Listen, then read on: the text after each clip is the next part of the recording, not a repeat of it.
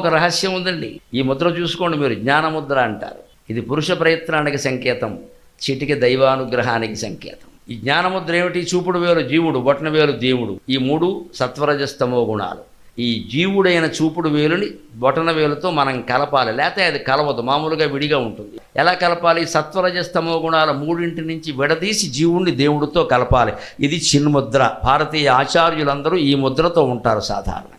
ఇది అంటే పురుష ప్రయత్నం. నువ్వు ప్రయత్నం చేయాలి, నువ్వు జీవుడు కదా, నువ్వు దేవుడిని చేరుకుందుకు నువ్వు ప్రయత్నం చేయి. కాస్త వేలిలా వేలు మొడవడం కూడా చేయకపోతే అలాగా.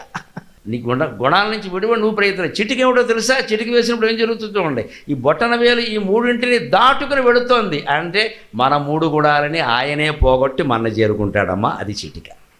భగవంతుడు, బాబు నేను ఇది కూడా చేయలేనయ్యా, నా మనస్సు నా మాట వినడం లేదు, నీకే నేను శరణు కోరుతున్నా అంటే ఈ మూడు గుణాలని మన దాటించి జీవుణ్ణి చేరుకుంటాడు ఆయనే స్వయంగా వచ్చి. ఈ చిటికలో